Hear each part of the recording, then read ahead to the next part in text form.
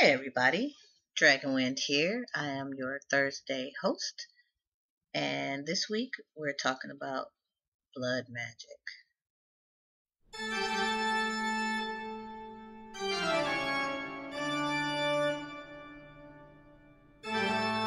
Okay, blood magic is something that I have a bit of experience in.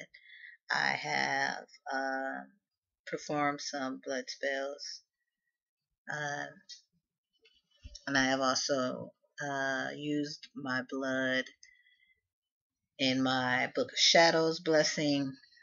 Uh, I've used blood in a witch's bottle. I've used blood in a burning spell. Well, I wrote in my blood and then burned it. Now, I didn't use a lot of blood. It was a very short message. Um, I don't cut a vein or anything. I prick my finger and let a few drops fall. And I write with what falls. Um, when it comes to blood magic, a lot of people are on the fence about it. They're not really sure uh, whether or not it's safe or if it's recommended. Uh, if anyone has been watching me by now, you should probably know that I believe that whatever you do, whatever you choose to do, whether it be good or bad, or well, I take that back. Not good or bad. Whether it's deemed as good or bad, the intention that you have behind it is really what matters.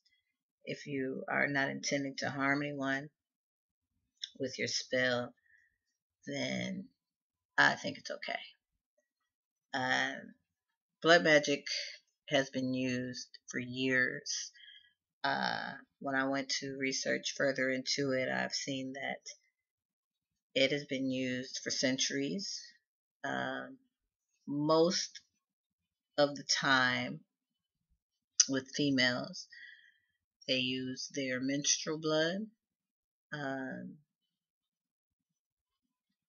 there's a superstition in my community where a lot of men won't eat uh, a woman's cooking during her time of the month because they're afraid that she'll mix some of her blood into the food and try to put a root on him, try to keep him enspelled or bewitched,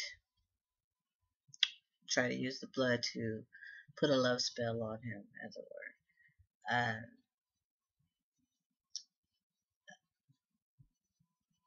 Another use for menstrual blood in hoodoo, a lot of hoodoo spells use menstrual blood. They also use semen and urine, and in some cases, feces. Um, I don't know much about hoodoo spells, so I won't get into those. Um, I will share a very simple protection spell that I have done using blood. Very simple. Now, I do not recommend that you use anyone's blood other than your own for safety and health reasons. Your body's essence, your DNA, is in every part of you. Your hair, your saliva, your blood, anything that came from your body has your essence in it. Um, so, for protection, what I have done is I pricked my finger and I anointed a candle with it, a white candle. I didn't use a lot of blood, mind you, just pricked my finger and ran the blood up and down the candle. I didn't saturate the candle or try to cover the candle in any way like that. It was a small, short taper candle, maybe 3 inches. I carved into the candle my protection. Some people use runes. I used words. I wrote words of protection on the candle. I put protective herbs in my candle holder, and I let the wax burn down onto the herbs. After the candle completely burned down, I took the herbs that the wax had melted onto the candle stub, and I put them all into a silk bag. I sewed the bag shut, and I buried it in my grandmother's yard where I live. And on it, I wrote protection for house, protection for those in the house, protection for those coming to the house.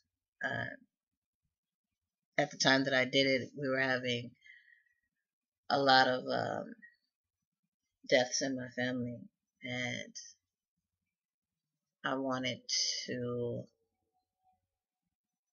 I just wanted to protect the people around me, including me. So I can't say that no one has died since then. It's 2 years ago, but no one has died by violence since then, and that's good.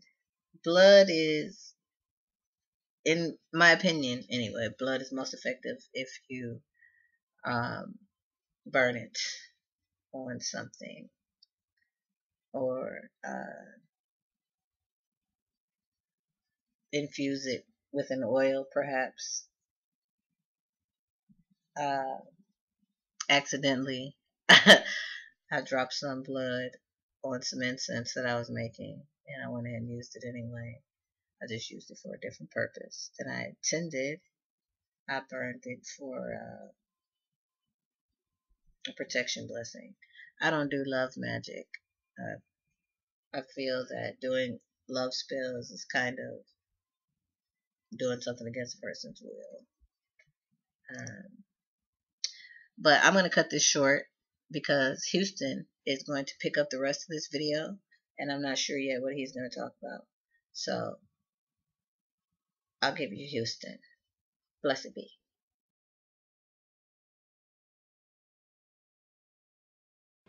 Merry meet, guys. This is Houston. I am the new sub-host. I am your new sub-host on Thursdays with Dragonwind. This week, me and her decided to do a split video on this week's topic, which is blood magic. I personally don't use blood in my practice. I'm not saying I haven't, it's just at the moment I don't. From my experiences, I think blood magic, for me, is used to amp up a spell or amp up a ritual. Not even to make it go faster, but to add a lot more power to it, to add your personal energy to it. But I don't recommend doing that for every spell that you need right away. I don't recommend using your blood to amp up everything. I think that in dire circumstances, or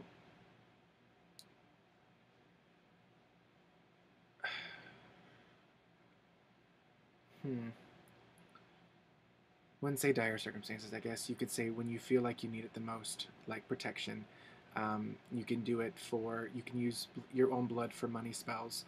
Like if you were making a money talisman, you would, let's say, I'll walk you through it. You would have a green piece of paper inscribed in gold ink what you want, what you need, symbols, and signs of money, like the dollar sign, the cent sign, anything you associate with money. Mix up some cinnamon, some basil, and crushed up clove. Add that and empower it to the paper. add 3 drops of your blood to seal it to you, fold up the talisman, empower it with a green candle, seal it with a green candle, and place the candle on top of that, and let it burn down, and then you have a extremely powerful money charm. That is one of the ways that I've used it. Also, it can be used in protection. It can be used in healing. I've read and I've studied about blood, using blood in self-healing, for self-love.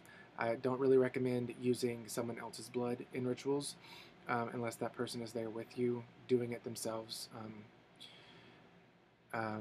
Protection magic.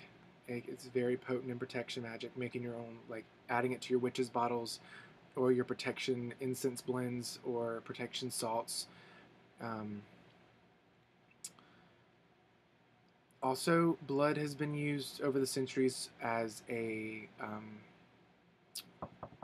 not a sacrifice, but an offering to the gods, to thank them or to ask and request certain things to happen. The Aztecs, also goes along with animal sacrifice, which I don't personally believe in, but they used animals and sacrificed them to the gods, asking them for their blessing for the particular year of crops or good hunting or protection from their enemies.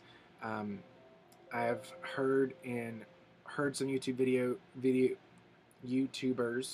and read in books that some people use blood in offerings to the deities and gods and spirits today, thanking them like days of old, used for their blessings, for their protection, or for bringing a particular desire into manifest. And I think that's awesome. I think it is all personal preference. If you don't feel comfortable using your blood and magic, don't do it. If this, like I say in magic, if you don't feel comfortable doing it, then it's not right for you. But that's not saying if it's not right for you, then it's not right for everybody. You know, that's not saying that. I'm saying, like, if it doesn't feel right to you, don't do it. But if it feels right to you, go ahead. I know I'm rambling. I'm trying to get this video in before I have to open back up for work. I'm on break. But yeah, I think those are my thoughts on blood magic. I think it can be a really powerful way to amplify a spell. But there's a warning. I don't know a lot about the ministration and the female aspect of it, since I'm a dude. That's not something I've studied up on. But there is a warning that make sure everything is sterile and everything is clean before you do any type of blood magic. We wouldn't want you guys to get an infection, or I wouldn't want you guys to get an infection, or to make yourself sick because of it. What was I saying? Oh, crap. But before you add blood to anything, make sure that you know what you're doing, and you're not harming yourself more by adding your blood to it, or harming someone else by adding your blood to a spell. Since it is an amplification, like I said, I don't recommend doing it for everything, but for certain instances, blood is a powerful amplifier for particular spells. And I think that is it for me for this week on this topic. If you have any questions or comments, leave them below. I'll be more than happy to answer them. Hope you guys have an awesome night. Blessed be.